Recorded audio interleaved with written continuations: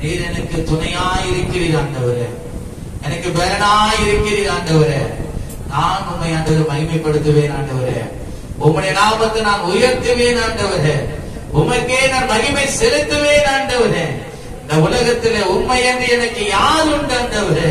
நீரே எனக்கு எல்லாத்துக்கும் எல்லாமாய் இருக்கிறீர் ஆண்டவரே. எனக்கு போதுமானவராய் இருக்கிறீர் ஆண்டவரே. என்னை பலப்படுத்துகிறவராய் இருக்கிறீர் ஆண்டவரே. என்னை வழிநடத்துகிறவராய் இருக்கிறீர் ஆண்டவரே. என்னை ஆசீர்வதிக்கிறவராய் இருக்கிறீர் ஆண்டவரே.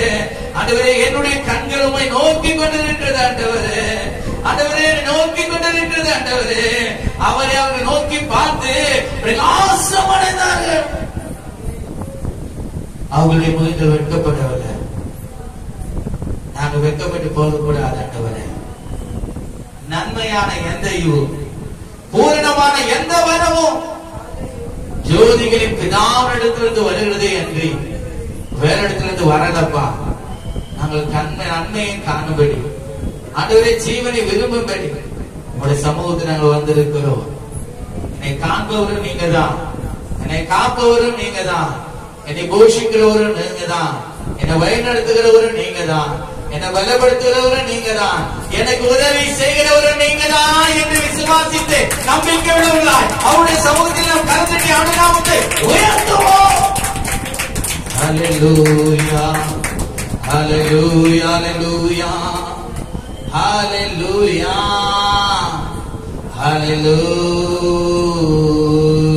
ஹல்லேலூயா. என்னை காண்பவரே, தினம் காப்பவரே, என்னை காண்பவரே, தினம் காப்பவரே. ஆராய்ந்து அறிந்திருக்கிறேன்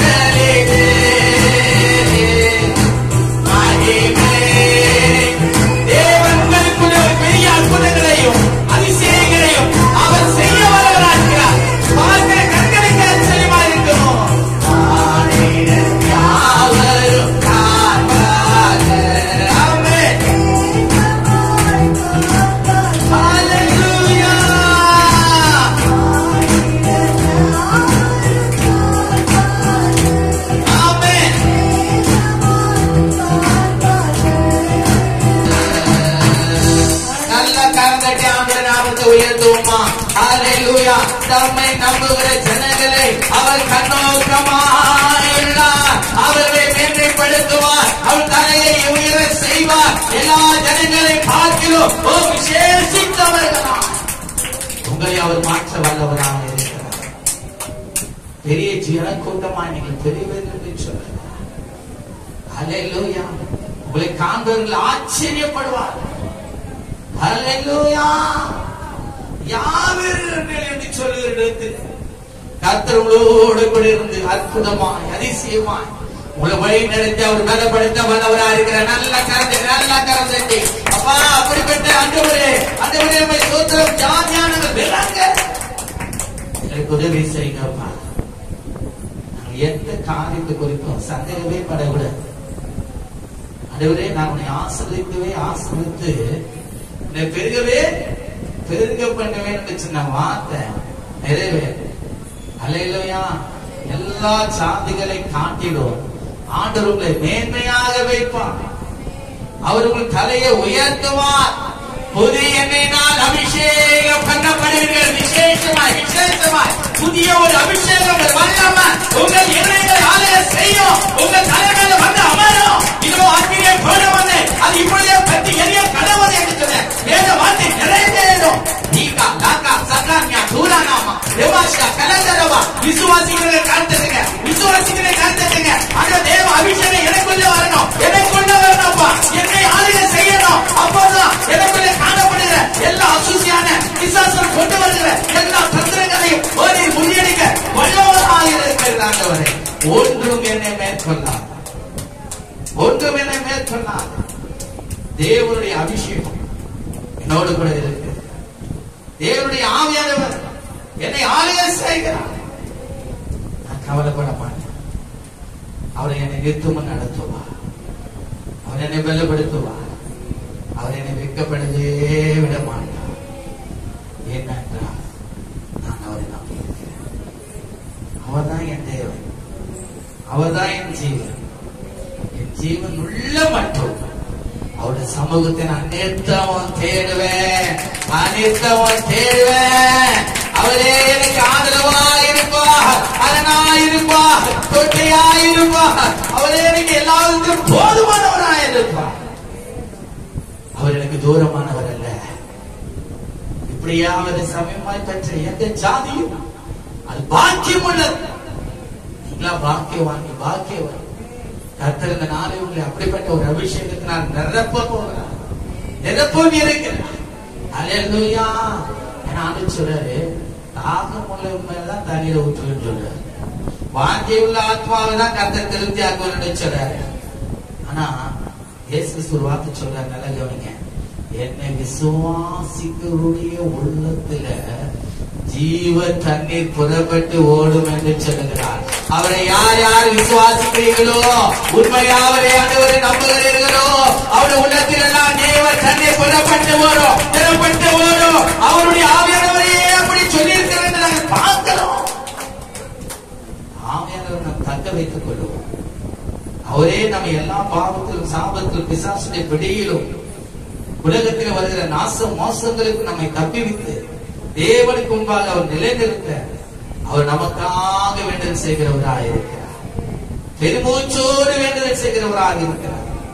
அப்படிப்பட்ட தேவ ஆவியானவர் நம்ம அவரை துக்கப்படுத்தாதபடிக்கு அனுதினமும் அவருக்குள்ளே நாம் ஜெபம் பண்ணி, ஆவியிலே ஜெபம் பண்ணி, நாம் அனுதினமும் சத்தியத்துக்கு கீழ்ப்படிந்து ஆவியானவரை நாம் மகிழ்ச்சி ஆக்குவோம்.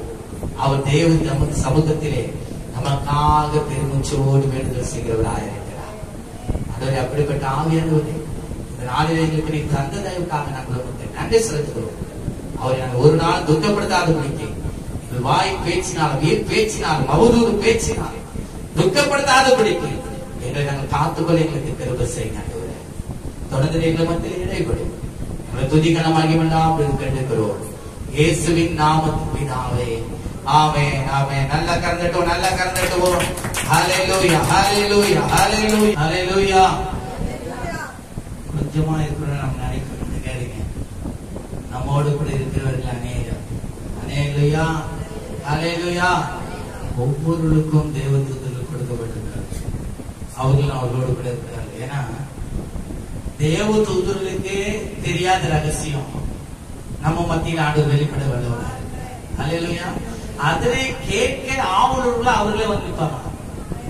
அல்லேலூயா. தேவனுடைய வார்த்தை இப்படியா இருக்கு. அல்லேலூயா. அப்படியே நாம் கண்களை மூடுவோமா? பரிசுத்தம் அல்ல நல்ல பிதாவே, உம்முடைய குமாரனாகிய இயேசு கிறிஸ்துவின் நாமத்தினாலே இந்த மாதத்தின் 3வது வாரத்துக்கும் ஆண்டவருடைய வார்த்தையை கேட்க நாங்கள் வந்து அமர்ந்து காத்திருக்கிறோம். பேசுறது நீங்கள் இல்ல, ஆவியானவரே உங்களிடத்திலிருந்து பேசுவார்னு சொன்ன வேத வார்த்தை எங்களுக்குள்ளே நிறைவேறட்டும். இதிலே உங்க நாமம் மகிமைப்படட்டும். இயேசு கிறிஸ்துவின் நாமத்தில் ஜெபிக்கிறோம் ஜெபத்தின் நல்ல பிதாவே. ஆமென் ஆமென். ஹல்லேலூயா ஹல்லேலூயா. சரி, கடந்த வாரத்துல நம்ம தேவகுமார் ஐயா சொன்ன ஒரு 7 வார்த்தைகள், தேவனுடைய வீடு தேவனுடைய வீடு, அதுல என்னென்ன காரியம் சொல்லப்பட்டிருக்குன்னு சொல்லு ஆசீர்வாதத்தோட அவர் முடித்தார். எந்தெந்த வார்த்தை சொல்ல முடியுமா? சீக்கிரம். தேவனுடைய வீட்டுல என்ன இருக்கு? நான் கடந்த நாட்கள்ல வேத வசனமாக கூட அது உங்களுக்கு வாட்ஸ்அப்ல அனுப்பிச்சிருந்தேன். அப்போ தேவனுடைய வீட்டுல தேவனுக்கும் நமக்கும் ஒரு என்ன உறவு? உறவு. முதலாவது தேவனுக்கு நமக்கும் உறவு ஏற்படுத்தப்படுகிறது. இரண்டாவது, வானத்திலும் பூமியிலும் ஏறி வைக்கப்படுகிறது. ஏனென்றால் நம்முடைய ஜெபம் கேட்கப்படுகிறது. அது மாத்திரமல்ல, மூணாவது வாக்கு தத்துவம் அங்க என்ன பண்ணது? பிறப்பிக்கப்படுகிறது. ஐந்தாவது பொருத்தனைகள். எப்படி பொருத்தனைகள்? 7 காரியத்தை அவர் சொன்னார். ஆனா நான் என்ன சொல்றேன்னா, வேத வசனங்களை நாம் நன்கு அறிய வேண்டும். அப்போதுதான் அது நம்மளுடைய வாழ்க்கையிலே அது பிரயோஜனமா இருக்கும். நாம் எப்படிப்பட்ட நிலத்தில் விதைக்கப்பட்டவர்களா இருக்கிறோம் என்பதை சற்று நிதானித்து பார்ப்போம். வழியோரங்களிலா, முள்ளுள்ள இடங்களிலா, கற்பாறையிலா, நல்ல நிலத்தில் விதைக்கப்படுகிறதா இருக்கிறோமா என்று கொஞ்சம் சிந்தித்து பார்ப்போம். நல்ல நிலத்தில் விதைக்கப்பட்டவர்கள் தான் அவைகள் 30, 60, 100 பலன் கொடுக்கும். அதனாலே இந்த இடத்துல வந்து ஊழியக்காரர்கள் எந்த வார்த்தைகள் பேசினாலும் அது நமக்குரியது என்று நீங்கள் சொந்தப்படுத்திக் கொண்டால் அது உங்களுடைய வாழ்க்கையிலே அது ஆசீர்வாதத்தை தரும். ஹல்லேலூயா ஹல்லேலூயா ஹல்லேலூயா. கர்த்தர் உங்களை பலப்படுத்துவாராக. இன்றைக்கு அந்த ஆசீர்வாதத்தை யாக்கோபு எப்படி பெற்றுக் கொண்டான் என்பதை நாம் பார்க்க போகிறோம்.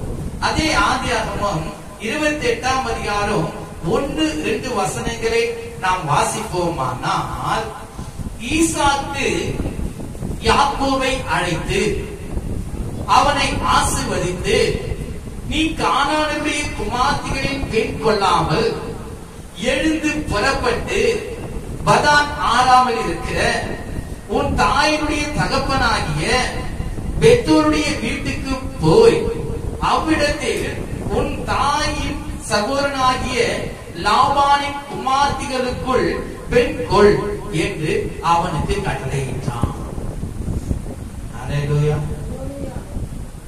கவனிங்க, தன் தகப்பன் சொல்லுகிற வார்த்தையை அவன் கேட்டான். அவன் எப்படி ஆஸ்வதிக்கப்பட வேண்டும் உங்களுக்கு தெரியும். இதெல்லாம் தேவனுடைய திட்டம், தேவனுடைய சித்தம் அவனை கொண்டு நிறைவேறுகிறது. ஆனால் தகப்பன் சொன்ன வார்த்தையை அவன் என்ன பண்ணான்? அவன் தகப்பன் சொன்னதை கேட்டான். அப்போ கேட்டானா அவன் சொல்லுகிற திரும்ப வார்த்தையை பார்க்கும் பொழுது, சர்வ வல்லமையுள்ள தேவன் உன்னை ஆசீர்வதித்து நீ பல ஜனக்கூட்டமாகும்படி உன்னை பலுகவும் பெருகவும் பண்ணி தேவன் ஆபிரகாமுக்கு கொடுத்ததும் நீ பரதேசியாய் தங்குறதுமான தேசத்தை நீ சொந்தத்துக் கொள்ளும்படி ஆபிரகாமுக்கு அவருடைய ஆசீர்வாதத்தை உனக்கும் உன் சந்ததிக்கும் அருளுவாராக என்று சொல்லி ஈசாக்கு யாக்கோபை அனுப்பிவிட்டான். அல்லேலூயா. நான் சொல்லுகிறபடி செய், அப்பொழுதுதான் என் தகப்பனாகிய ஆபிரகாமின் தேவன் உன்னை ஆசீர்வதிப்பார். அல்லேலூயா. கவனிங்க, இதை அவன் கேட்டான். 10ஆம் வசனத்துல நாம் பார்க்கிறோம். இதுல 3-4 வசனம் 10ஆம் வசனத்துல பார்க்கும் பொழுது சாரி நான் 7ஆம் வசனம் பாருங்க. யாக்கோபு தன் தகப்பனுக்கும் தன் தாய்க்கும் கீழ்ப்படிந்து பதான் ஆராமுக்கு புறப்பட்டு போனதையும் இல்ல நீங்க கவனிங்க, புறப்பட்டு போனதையும். அப்ப பாத்தீங்கன்னா தன் தாயும் தன் தகப்பனார் சொல்லுகிற வார்த்தைகளை யார் கேட்டா? யாக்கோபு கேட்டான். முதலாவது தன் தாய் சொல்றா, நீ என்ன பண்ண, உன் சகோதரனை போல போய் உன் தகப்பனிடத்துல ஆசீர்வாதம் பெற்றுக்கொள்ளணும். அதுக்கு அவன் கீழ்ப்படினான். இரண்டாவது, அந்த ஆசீர்வாதத்தை சொந்தத்துக் கொள்ளும்படியா தன் தகப்பன் சொல்லுகிற வார்த்தைக்கும் அவன் கீழ்ப்படுகிறான். அல்லேலூயா. இத பாருங்க, இந்த தகப்பனுக்கு கீழ்ப்படியாத காரியத்தை பார்க்கும் பொழுது ஏசா கிட்ட நம்ம பார்க்கிறோம். அதுக்கு முன்னாடி பாருங்க, இந்த ஈசாக்கு என்ன வார்த்தை சொன்னானோ அதையே கர்த்தர் அவனுக்கு வெளிப்படுத்துகிறார். 13 15 வசனங்களை நாம் பார்க்கும் பொழுது, அதற்கு மேலாக கர்த்தர் நின்று, நான் உன் தகப்பனாகிய ஆபிரகாமின் தேவனும் ஈசாக்கின் தேவனுமாகிய கர்த்தர் படுத்திருக்கிற பூமியை உனக்கும் உன் சந்ததிக்கும் தருவேன். சந்ததி பூமியின் தூளை போல் இருக்கும். மேற்கையும் கிழக்கையும் வடக்கையும் தெற்கையும் பரம்புவாய். உனக்குள்ளும் உன் சந்ததிக்குள்ளும் பூமியின் வம்சங்களெல்லாம் ஆசீர்வதிக்கப்படும். நான் உன்னோடு இருந்து நீ போகிற இடத்திலெல்லாம் உன்னை காத்து இந்த தேசத்துக்கு உன்னை திரும்பி வர பண்ணுவேன். நான் உனக்கு சொன்னதை செய்யும் அளவோ உன்னை கைவிடுவதில்லை என்று சொன்னார். அல்லேலூயா. நல்ல கவனிங்க, ஈசாக்கு என்ன சொல்லி யாக்கோபை ஆசீர்வதித்தானோ அதே வார்த்தையை தேவன் அவனுக்கு தரிசனமாகி அவன் சொல்லுகிறார், நான் உன்னை ஆசீர்வதிப்பேன். தகப்பனார் ஆபிரகாம் ஈசாக்கு நிமித்தம் நான் உன்னை ஆசீர்வதிப்பேன். நான் உனக்கு சொன்னதை செய்யும் அளவும் நான் உனக்கு கைவிடுவதில்லை. அல்லேலூயா. அடுத்ததான் பார்க்கிறோம், அவன் ஒரு பொருத்தனை பண்றான், அதன்படி அதை நிறைவேற்றான். பார்க்கும் பொழுது 32ஆம் அதிகாரம் 9-10 வசனங்களை நாம் பார்க்கும் பொழுது, 32ஆம் அதிகாரம் அதே ஆதியாகமம் 32:9-10 பின்பு யாக்கோபு என் தகப்பனாகிய ஆபிரகாமின் தேவனும் என் தகப்பனாகிய ஈசாக்கின் தேவனுமாகிய இருக்கிறவரே, உன் தேசத்துக்கும் உன் இனத்தாரிடத்திற்கும் திரும்பி போ, உனக்கு நன்மை செய்வேன் என்று என்னுடனே சொல்லி இருக்கிற கர்த்தாவே, அடியேனுக்கு தேவரீர் காண்பித்த எல்லா தயவுக்கும் எல்லா சத்தியத்துக்கும் நான் எவ்வளவு வேணும் மாத்திரம் அல்ல, நான் கோலும் கையுமாய் இந்த யோர்தானை கடந்து போனேன். இப்பொழுதோ இவ்விரண்டு பரிவிடங்களாய் உடையவனானே என்று சொல்ல. நல்ல கரத்தை நாமத்தை உயர்த்துவோமா? நல்ல நல்ல நல்ல நல்ல தாய் தகப்பனா சொல்லிய வார்த்தையின் வழியாய்தான் அவன் கீழ்ப்படுகிறது நிமித்தம் தேவனுடைய ஆசீர்வாதத்தை அவன் பெற்றுக்கொண்டான். நன்றாக கவனிங்க. அதனாலதான் இன்னைக்கு ஒரு வசனத்தை போட்டிருந்தேன், கீழ்ப்படுகிறவர்கள் யாருக்கு கீழ்ப்படுகிறோம்? பெற்றோர்களுக்கு. பெற்றோர்களுக்கு எப்படி கீழ்ப்படுகிறோம்? கர்த்தருக்குள் கீழ்ப்படுகிறோம் அப்படின்னு சொல்லிதான் இன்னைக்கு வசனத்தை நான் போட்டிருந்தேன். அதுல எபேசியர் 6:1 அந்த வார்த்தை வைத்து நான் இப்ப பார்க்கிறேன். அப்போ இந்த யாக்கோபு தன்னுடைய தகப்பனுக்கும் தன் தாய்க்கும் அவன் கீழ்ப்படினால்தான் அவன் தேவனுடைய ஆசீர்வாதத்தை அவன் பெற்றுக்கொண்டான். ஆனால் இங்கே பார்க்கிறோம், ஏசா எல்லாவற்றிலும் ஆப்போசிட்டா எதிர்மறையா செய்கிறான். தேவன் எல்லாவற்றையும் பார்க்கிறார். நம்முடைய பிள்ளைகளை நாம் வளர்க்க விதத்திலே வளர்ப்போமானா நம்முடைய ஆசீர்வாதம் நம்முடைய பிள்ளைகளுக்கு உண்மையாக உண்டாகும். ஆபிரகாம் சொன்னாரு, நான் உன்னை ஆசீர்வதித்து உனக்கு பெருகவே பெருக பண்ணுவேன், நீ இந்த இடத்த விட்டு என்ன பண்ண போன்னு சொன்னாரு. உடனே அவர் என்ன பண்ணாரு, எல்லாத்தையும் விட்டு வாங்க. ஈசாக்கு சொல்றாரு, நீ நாளை இந்த தேசத்துல இருந்து பஞ்சம் வந்துச்சு, இந்த தேசத்துல இருந்து விதை, நான் அவனுக்கு ஆசை தருவேன். அவர் விதைத்தார், 100 மடங்கு ஆசீர்வாதத்தை பெற்றுக்கொண்டார்.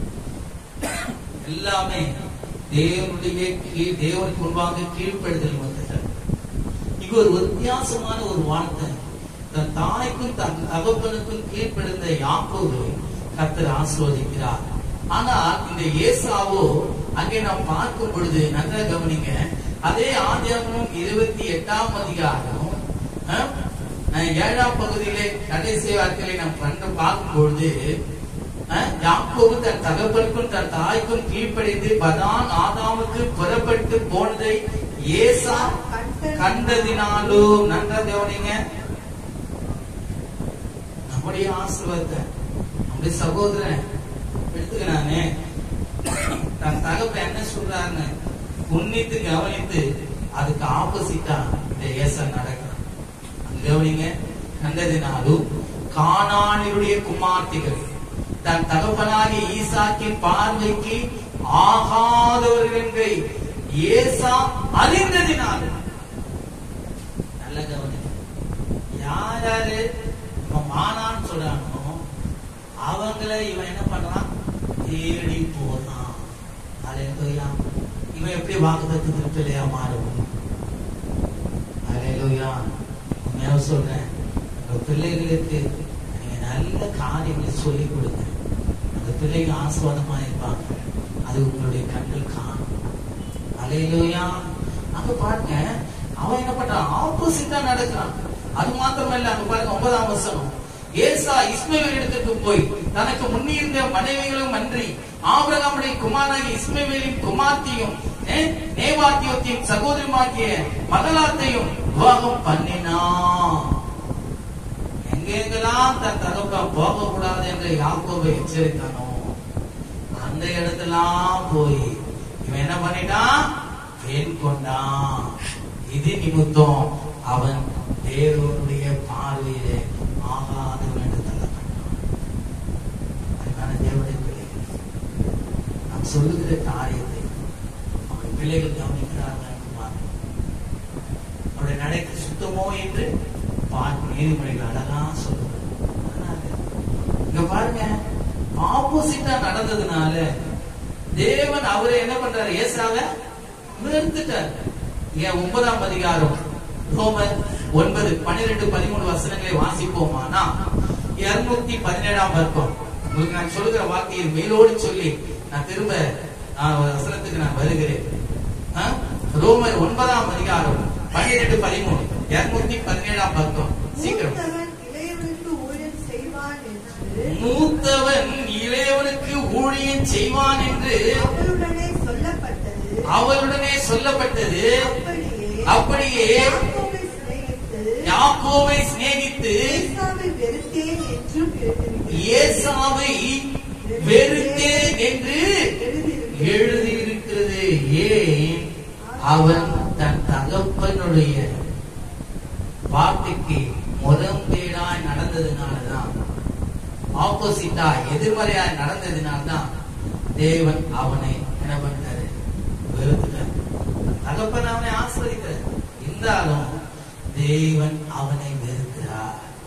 அல்லேலூயா. நம்முடைய பிள்ளைகளை ஒரு நாளும் தேவன் வெறுக்கவே கூடாது. அதே வார்த்தையை பார்க்கும் பொழுது எபிரேயர் 310ஆம் பக்கம், எபிரேயர் 12:16-17 வசனங்களை வாசிக்கும் பொழுது, எபிரேயர் 12:16-17 ஒருவனும் வேசி கள்ளனாகவும் ஒருவேளை போஜனத்துக்காக தன் சேஷ்ட புத்திர பாகத்தை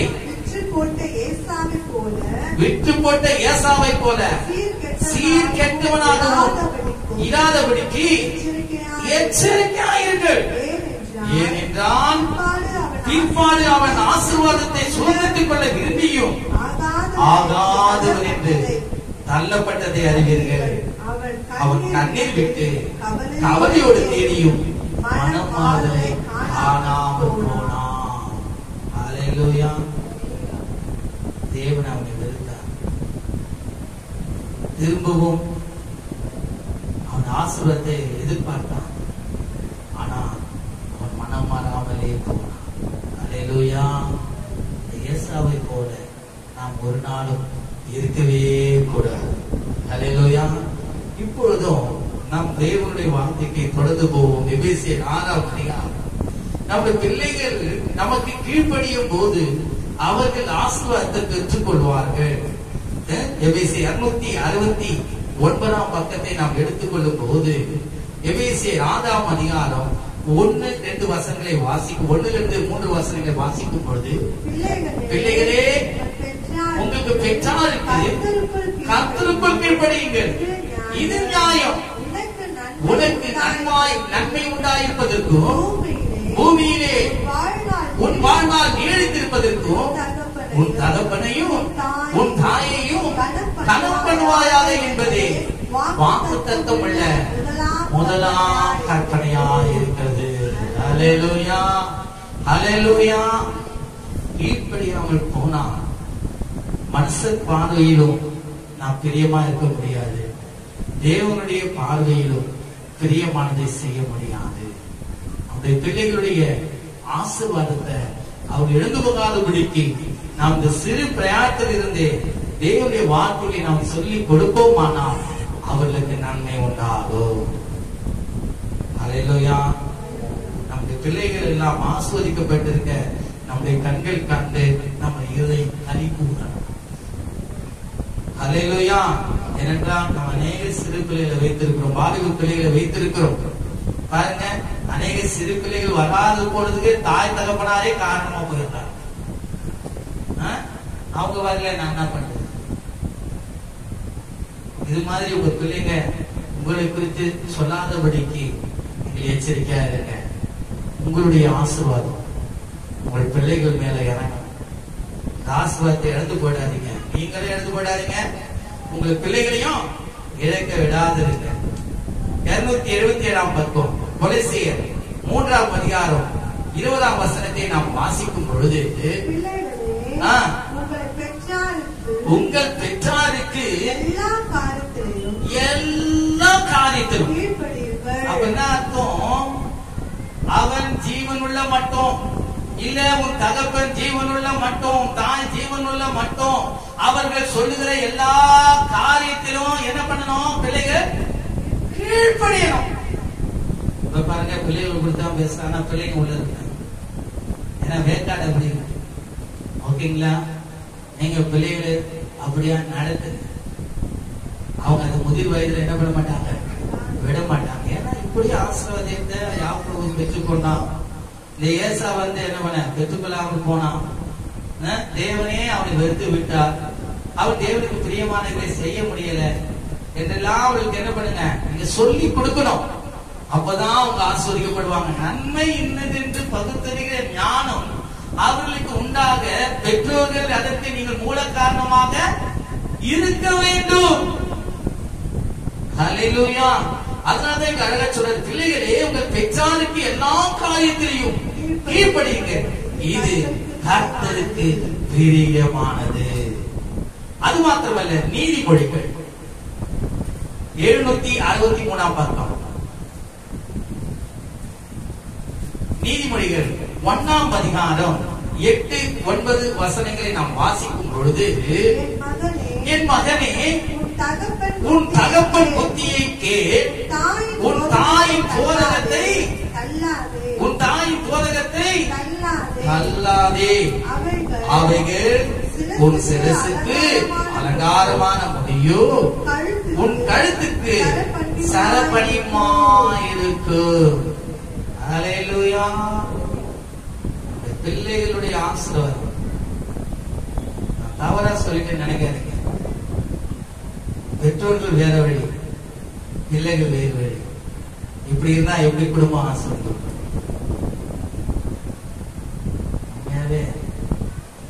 சில நேரத்துல நான் மனம் கசந்து நிற்பேன்.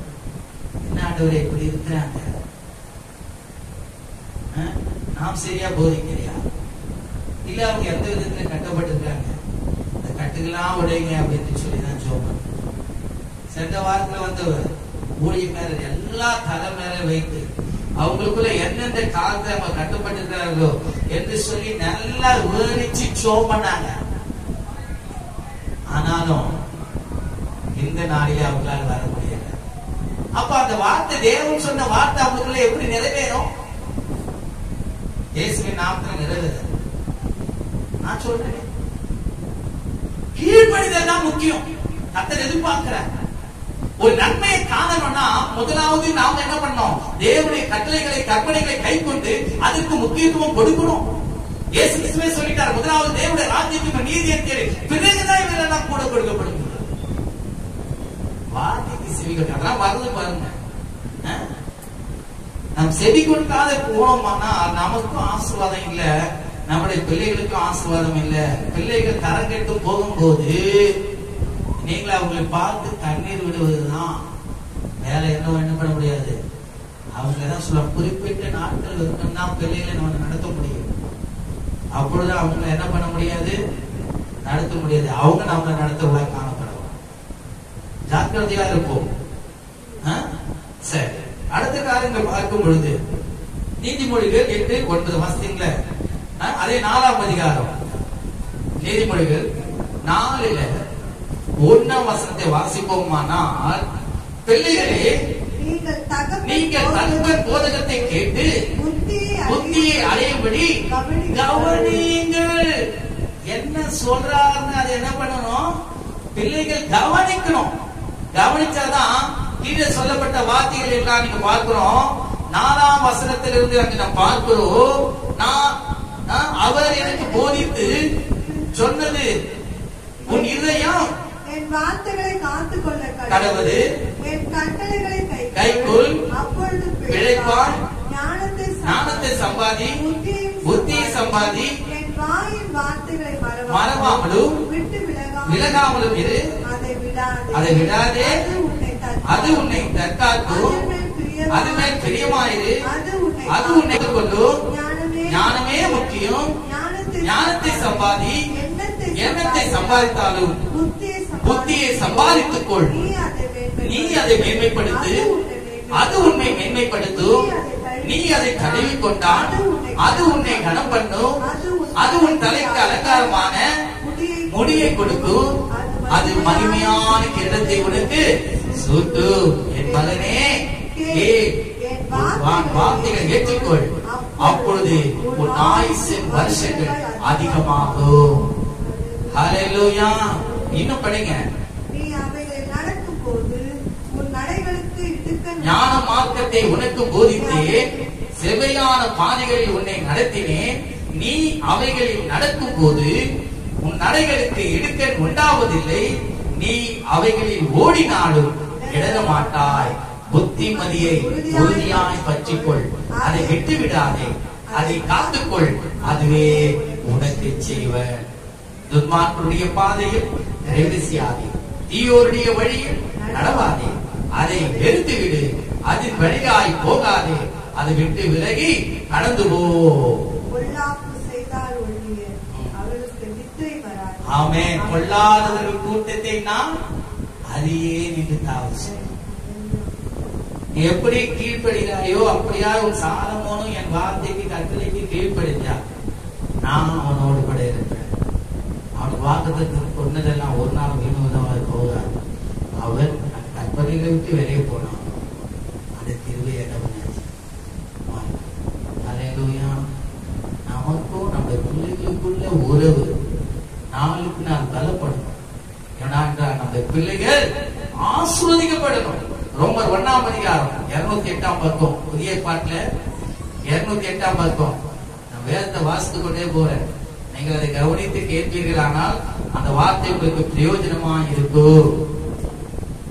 ரோமர் 1ஆம் அதிகாரம் 30 32 வசனங்களை வாசிப்போமானால், புறங்குருளுமாய் அவதூறு பண்ணுகளுமாய் தேவ பணிஞருமாய் துரோகி பண்ணுகிறவர்களுமாய் அகந்தை உள்ளவர்களுமாய் வீம்புக்காரருமாய் பொல்லாதவர்களை யோசித்து பிணைத்தவர்களுமாய் பெற்றாருக்கு கீழ்ப்படியாதவர்களுமாய் உணர்வில்லாதவர்களுமாய் உடன்படிக்கைகளை மீறுதலுமாய் சுவாப அன்பில்லாதவர்களுமாய் இணங்காதவர்களுமாய் இரக்கம் இல்லாதவர்களுமாய் இருக்கிறார்கள். இப்படிப்பட்டவர்களை செய்கிறவர்கள் மரணத்துக்கு பாத்திரராய் இருக்கிறார்கள் என்று தேவன் தீர்மானித்து நீதியான தீர்ப்பை அவர்கள் அறிந்திருந்தும் அவைகளை தாங்களே செய்கிறது பண்ணாமல் அவர்களை செய்கிற மற்றவர்களிடத்தில் பிரியமாய் இருக்கிறார்கள். இவளை குறித்தான் நீதிமொழிகள அனு சொல்றாரு, அவங்களை விட்டு வேலை உன்னோட கூட இருப்பாங்க, உன்னோட பழகுவாங்க. ஆனா இப்படிப்பட்ட துன்மார்க்கமான செயல்கள் அவர்களுக்குள்ள பெற்றோர்கள் செய்வாங்க. இந்த பக்கம் போவாதப்பா, இதை செய்யாதப்பா, செய்து பார்த்தா என்ன நடக்கும்? அது மாதிரிதான் ஏசா செஞ்சான். கத்ரானாதான் அவன் தேவனுடைய பிரியமான வழியில அவங்க நடக்க மனசு இல்லை என்றால் என்னுடைய ஆசீர்வாதத்தை என் தகப்ப அவனுக்கு கொடுத்துட்டாங்க. தேவனுடைய சித்தம் நம்முடைய பிள்ளைகள் மத்தியில் நிறைவேறும், நம்மை கொண்டுதான் நிறைவேறணும். அதுக்கு நாம் ஜாக்கிரதையா இருக்க வேண்டும். அல்லேலூயா. தொடர்ந்து நாம் பார்க்கும் பொழுது அதே ரோம 2ஆம் அதிகாரம் வாசிங்க 8ஆம் வசனம். ரோமர் 2:8. சத்தியத்திற்கு கீழ்ப்படியாமல் சண்டைக்காரராய் இருந்து சத்தியத்திற்கு கீழ்ப்படியாமல் அநியாயத்துக்கு கீழ்ப்படிகளுக்கோ உக்கிர கோபாக்கினை வரும். அங்க மரண தண்டனை சொல்றாரு, இங்க சொல்றாரு உக்கிர கோபாக்கினை வரும் சொல்றாரு. ஜாக்கிரதையா இருக்கு. அதே 10ஆம் அதிகாரம் ரோமர் 10ஆம் அதிகாரம் 16ஆம் வசனத்தில் வாசிங்க. 10:16. ஆனாலும் சுவிசேஷத்துக்கு எல்லாரும் கீழ்ப்படியவில்லை. அதை குறித்து ஏசாயா கர்த்தாவே எங்கள் மூலமாய் கேள்விப்பட்டதை விசுவாசித்தவன் யார் என்று சொல்லுகிறான். கீழ்ப்படினாதான் ஆசீர்வாதம், கீழ்ப்படினாதான் வாக்குத்தத்தை நிறைவேறும் என்று நம்ம சொல்றோம். ஊழியக்காரங்க சொல்றாங்க, அதை யாரும் என்ன பண்ணல, கேட்கறதில்லை. அதுக்கு அவர் இன்னும் அழகா சொல்றாரு பாருங்க. 21ஆம் வசனம், இஸ்ரவேலை குறித்து கீழ்ப்படியாதவர்களும் எதிர்த்து பேசுவதுமா இருக்கிற. எப்படிப்பட்டவங்க? எதிர்த்து யார் பேசினாங்க? இஸ்ரவேல் ஜனங்களுக்குள்ள யார் பேசினாங்க? அந்த கோராகி புத்திரர் பேசினாங்க. இவங்க மட்டும்தான் ஆசிரியர் கூடத்துல போயிட்டு தூபகலசம் காட்ட முடியுமா? நாங்களாம் தூபகலசம் காட்ட விடாது. போனவங்க அத்தனை பேரும் பார்த்தா தேவாரி போச்சு. எதிர்த்து பேச கூடாது. ஊழியக்காரருக்கு விரோதமா எதிர்த்து பேசவே கூடாது. நிதானிக்கணும். எந்த வார்த்தையாண்டாலும் கர்த்தர் அவர்கள் நியாயத்திருப்பார். அல்லேலூயா. அதே ஆரோனும் மிரியாமும் அப்படிதான் மோசேக்கு விரோதமாய் பேசினாங்க. உடனே ஆண்டவர் தெரிவிச்சார், ஏன் ஆரோனை சந்திக்கல? ஏன்னா ஆரோனா தேவனால அபிஷேகம் பண்ண, அவன் தப்பு செஞ்சான். ஆனா தேவனால அபிஷேகம் பண்ண, அதனாலதான் பெரியாரை காட்டி அவனுக்கு ஒரு பயத்தை உண்டாக்கினார். அப்படியே குஷ்டரோகியானாள் மிரியாம். உடனே அவளுக்காக வசிக்க மாட்டாள். ஏனென்றால் நாம் எதிர்த்து பேசுகிறவர்களால் என்ன பண்ணக்கூடாது, இருக்கவே கூடாது. அழகான் சொல்றாரு ஏசாயா, இஸ்ரவேலை குறித்தோ கீழ்ப்படியாதவர்களும் எதிர்த்து பேசுகிறவர்களுமாய் இருக்கிற ஜனங்களிடத்திற்கு நாள் முழுதும் என் கைகளை நீட்டினேன் என்று அவர் சொல்லி இருக்கிறான். அல்லேலூயா. இந்த வழியில நடக்காதீங்க, இப்படி போவாதீங்க, இதை செய்யாதீங்க அப்படி சொல்லியும் இந்த கை என்ன பண்றாங்க, தள்ளி விட்டு போயினே இருக்கிறாங்க. இப்படிதான் விசுவாசி குடும்பத்தார் போயிட்டே இருக்கிறாங்க. இன்னும் மன திரும்பல, மறுரூபத்தின் அனுபவத்தை அடையல, பரிசுத்தாவினுடைய ஆளுகைக்குள்ளாக அவர்கள் இருக்கல. பரிசுத்தாவினர் மாத்திரம் அவர்கள் பெற்றுக் கொண்டிருந்தால் அவர்கள் பொல்லாத வழியில தங்களை எடுத்துக்கொள்ள மாட்டாங்க.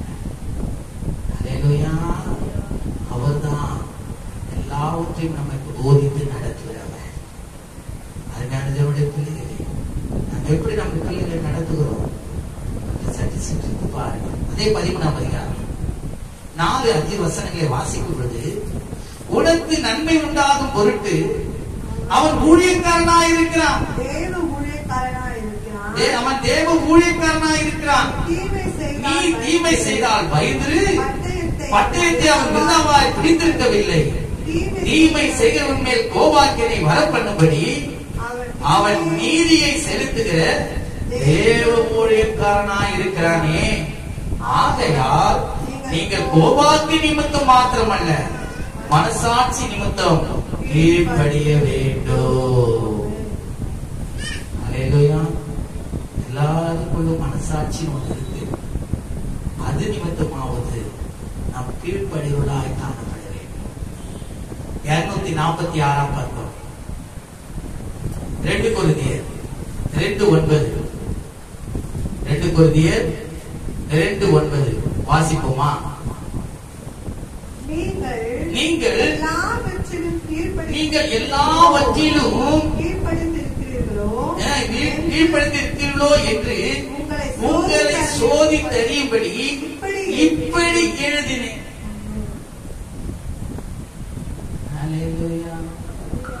சோதித்து அறியணும். நம்ம எப்படி இருக்கோம், நம்ம பிள்ளைங்க எப்படி இருக்கிறாங்க, ஒரு நாட்டில் அவர்கள் எப்படி இருக்கிறாங்க. நம்ம கரெக்டா ஆண்டவருக்கு முன்பாக ஜெபிக்கிறவர்களாகவும் வேதம் வாசிக்கிறவர்களாகவும் மற்ற இடத்துல அன்பு செய்கிறவர்களாகவும் நற்கிரைகளை செய்வர்களாகவும் இருந்தால் தன்னுடைய பிள்ளைகளும் அதன்படி செய்வார்கள். அல்லேலூயா. நம்முடைய ஆசீர்வாதம் நம்முடைய பிள்ளைகளுக்கு ஆட்டோமேட்டிக்கா வந்துடும். 1 கொரிந்தியர் 15:28. சகலமும் அவருக்கு கீழ்ப்பட்டிருக்கும் பொழுது தேவனே சகலத்திலும் சகலமாய் இருப்பதற்கு குமாரன் தாமும் தமக்கு சகலத்தையும் கீழ்ப்படுத்தினவருக்கு கீழ்ப்பட்டிருப்பான். அல்லேலூயா. குமாரனாகிய இயேசு கிறிஸ்து தன் பிதாவாகிய தேவனுக்கு அவர் எப்படி இருக்கிறாரா? கீழ்ப்பட்டிருக்கிறார். அதனால்தான் அங்க சொல்லப்பட்டிருக்கிறது. அது மாத்திரமல்ல, எபேசியர் 1ஆம் அதிகாரம் 20-23 வரைகளை நாம் வாசிக்கும் பொழுது அங்கு இன்னும் அவரை குறித்து விளக்கமாய் சொல்லப்பட்டிருக்கிறது.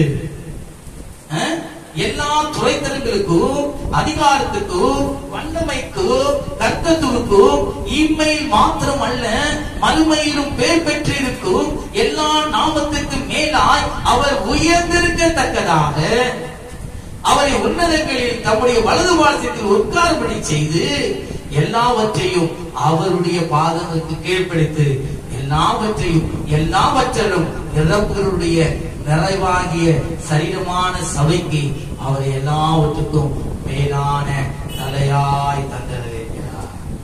அல்லேலூயா. கிறிஸ்து பிதாவுக்கு கீழ்ப்பட்டிருப்பாரானா இந்த சபைக்கு தலையாக இருக்கிற கிறிஸ்துவுக்கு நாம் கீழ்ப்பட்டிருப்போமானால் நம்முடைய பிள்ளைகளும் நமக்கு கீழ்ப்பட்டிருப்பார்கள். அல்லேலூயா. வேத வசனங்கள் எல்லாம் வீணாய் சொல்லவே இல்லை. அதே 5ஆம் அதிகாரம் 20-21 வசனத்தை நாம் வாசிப்போம். ஆனால் நம்முடைய கர்த்தராகிய இயேசு கிறிஸ்துவின் நாமத்தினாலே எப்பொழுதும் எல்லாவற்றுக்காகவும் பிதாவாகிய தேவனை ஸ்தோத்திரித்து தெய்வ பயத்தோட ஒருவருக்கொருவர் கீழ்ப்படிந்திருங்க. அல்லேலூயா. நான் கீழ்ப்படுத்திருக்கணும், அவருக்காக வாழணும், அவரை நாம் வெளிப்படுத்தணும், நம்முடைய பிள்ளைகளுக்கு முன்பாக சாட்சியா இருக்கணும். இதை ஆண்டவர் விரும்புகிறார். உங்கள் பிள்ளைகள் நன்றாக இருக்கணும். இப்பொழுதே அந்த கீழ்ப்படுதலை குறித்து அவருக்கு சொல்லி எச்சரிக்கை. தேவனுடைய ஆசீர்வாதத்தை இழந்து போயிடக்கூடாது. ஆகாதவன் என்று தள்ளப்பட்டு போகக்கூடாது. அதே கொலைசீர் 3ஆம் அதிகாரம் 4-6 வசனங்களை நாம் பார்க்கும் பொழுது நம்முடைய ஜீவனாகிய கிறிஸ்து வெளிப்படும் போது நீங்களும் அவரோடு கூட மகிமையிலே வெளிப்படுவீர்கள். ஆகையால் விபச்சாரம், அசுத்தம், மோகம், துர்வீச்சை, விக்கிரகாதியான பொருளாசை ஆகிய இவைகளை பூமியை உண்டி பண்ணுகிற உங்கள் அவயங்களை அழித்து போடுங்கள். இவைகளின் பொருட்டே கீழ்ப்படியாமல் பிள்ளைகள் மேல் கோபாக்கினை வரும். ஹல்லேலூயா, ஹல்லேலூயா. அந்த கோபாக்கினைக்கு தப்பிக்கொள்ள நாம் தான் நம்ம பிள்ளைகளுக்கு என்ன பண்ணணும்? வழிகாட்டணும். எபிரேயர் 4ஆம் அதிகாரம் 9-13 வசனம் வாசிப்போமானால் 301ஆம் பக்கம். ஆகையால் ஜனங்களுக்கு இளைப்பாறுகிற காலம் வருவதாய் இருக்கிறது. ஏனெனில் அவருடைய இளைப்பாறுதலுக்கு பிரவேசித்தவர் தேவன் தம்முடைய கிரியைகளை முடித்து ஓய்ந்தது போல தானும் தன் கிரியைகளை முடித்து ஓய்ந்திருப்பான். ஆகையால் அந்த திஷ்டாந்தத்தின்படி ஒருவனாகிலும் கீழ்ப்படியாமையினாலே விழுந்து போகாதபடிக்கு நாம் இந்த இளைப்பாறுதலில் பிரவேசிக்க ஜாக்கிரதையா இருக்க கடவோம். தேவனுடைய வார்த்தையானது ஜீவனும் வல்லமையும் உள்ளதாயும் இருபுறமும் கருப்பல்ல, எந்த பட்டயத்தினாலும் கருக்கானதாயும் ஆத்துமாவையும் ஆவியையும் கணுக்காலையும் ஊனையும் பிரிக்கத்தக்கதாக உருவத்துவதாயும் இருதயத்தின் நினைவுகளையும் யோசனைகளையும் வகையறுக்கிறதாயும் இருக்கிறது. அவருடைய பார்வைக்கு மறைவான சிருஷ்டி ஒன்றுமில்லை. சகலமும் அவருடைய கண்களுக்கு முன்பாகவே நிர்வாணம் வெளியரங்கமாயிருக்கிறது. அவருக்கு நாம் கணக்கு ஒப்புவிக்க வேண்டும். ஹல்லேலூயா, ஹல்லேலூயா. தேவனுடைய பிள்ளைகளை, உங்களுடைய பிள்ளைகளை நடத்த வேண்டிய வழியை நடத்துங்கள். யாக்கோபு ஆசீர்வாதத்தை பெற்றுக்கொண்டான். தாய்க்கு தன் தகப்பனுக்கு கீழ்ப்படிந்தான். தேவன் அவர்கள் பிரியமான. ஆனால் ஏசாவும் தன் தாய்க்கு அவதூறு உண்டாகும், தகப்பனுக்கு அவமானத்தை உண்டாகும். தகப்பன் சொன்ன சொல்லை எதிர்மறையாய் செயல்பட்டு தேவனே வெறுக்கத்தக்கதா அவனுக்கு அப்படிப்பட்ட சூழ்நிலை காரியங்கள் நம்மளை இந்த பிள்ளைகளை அப்படி ஆகக்கூடாது. நம்ம பிள்ளைகளை நடத்த வேண்டிய நம்ம நடத்தணும். கீழ்ப்படியாமல் தேவனுக்கு வரும். எல்லா காரியத்திலும் நம் பிள்ளைகளை நடத்த வேண்டிய வழியை நாம் நடத்தவில்லை என்றால் எல்லாவற்றிலும் கணக்கு ஒப்புவிக்கிற ஒரு காலம் வருகிறது என்பதை அறிந்து நாம் எச்சரிக்கையா இருந்து நம் பிள்ளைகளை நடத்துவோம். பிள்ளைகள் அந்த ஆசீர்வாதத்துக்கு பார்த்தவர்களாய் நடந்து கொள்வார்களாக. ஆமென். ஹல்லேலூயா.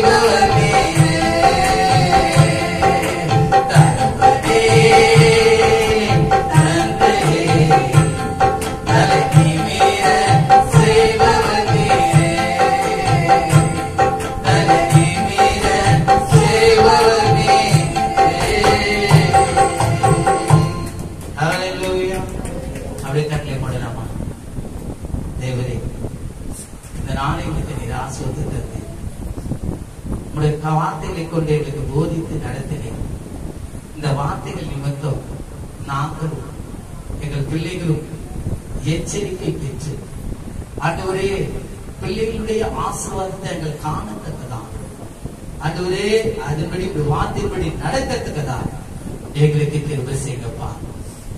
இதற்கு எல்லாவற்றை காட்டிலும் கீழ்ப்படிதலே முக்கியம் என்பதை இந்த வேதத்தினாலே நாங்கள் அறிந்திருக்கிறோம். யாக்கோபு தன் தகப்பனுக்கும் தாய்க்கும் கீழ்ப்படிந்தான். அப்படியா தேவனுடைய வாக்குத்தத்தத்தை பெற்றுக் கொண்டான், தேவனுடைய ஆசீர்வாதத்தை பெற்றுக் கொண்டான். ஏசாவோ தன் தகப்பன் சொல்லிய வார்த்தைக்கு எதிர்மறையாக செயல்பட்டான். தேவன் அவனை திருத்தார். அவன் அந்த ஆசீர்வாதத்தை வேண்டும் என்று விரும்பியும் அவன் அடையாமல் போனான். அதுவரை அப்படிப்பட்ட சூழ்நிலை எனக்கும் எங்களுடைய பிள்ளைகளுக்கும் அப்படி வராதபடிக்கு கீழ்ப்படுதலை இந்த நாளிலே எங்களுக்கு எடுத்துரைத்து பேசின தயவுக்காக நாங்கள் உங்களுக்கு நன்றி சொல்லுகிறோம். கீழ்ப்படுதனாலே ஆசீர்வாதம் உண்டாகும் என்பதை நாங்கள் இப்பொழுது அறிந்திருக்கிறோம். அப்படியாயிட்டவரே அந்த ஒவ்வொரு பிள்ளைகளும் அந்த கீழ்ப்படுதலுக்குள்ளே தாமும் நம்முடைய பிள்ளைகளும் நடந்து தேவனுடைய ஆசீர்வாதத்தை வாக்குத்தத்தத்தை சுதந்திரத்துக் கொண்டு இந்த பூமியிலே சாட்சியா இருக்க கர்த்தர் கிருபை செய்யுங்க. தசம்பாகங்கள் காணிக்கைகள் எல்லாவற்றையும் உங்களுடைய சமூகத்திலே படைத்திருக்கிறார்கள். அது கர்த்தருக்கென்றே படைத்திருக்கிறார்கள் என்பதை அவர்கள் விசுவாசித்து அதை நம்பும் பொழுது அவளுக்கு அது 10,000 மடங்காக பலன் தந்து ஆண்டவரே இந்த பூமியில் அவர் மறுமையிலும் ஆசீர்வாதமாய் இருக்க கட்டளையிடுவீராக. ஆசீர்வதி இந்த நாளிலே ஆண்டவரே வந்த பிள்ளைகள் வந்த வண்ணமாய் போகாதபடிக்கு தேவனுடைய வார்த்தை இப்படியாய் தேவனுடைய வார்த்தை இப்படியாய் இருக்கிறது என்பதை உணர்ந்து செயல்பட உதவி செய்ய எங்களை தாழ்த்தி நாமத்தை உயர்த்துகிறோம்.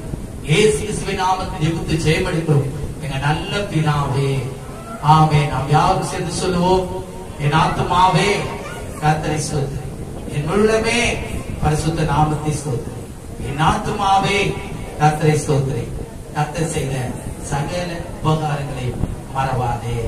ஆமென். நமது கர்த்தராகிய இயேசுவின் கிருபையும் பிதாவாகிய தேவனுடைய அன்பும் பரிசுத்த ஆவியானவருடைய அந்யோன்ய ஐக்கியம் நீங்காத பாதுகாப்பு சமாதானம் சந்தோஷம் இப்பொழுதும் எப்பொழுதும் இயேசு கிறிஸ்துவின் இரண்டாம் வருகை மட்டும் நம் அனைவரோடு கூட இருப்பதாக.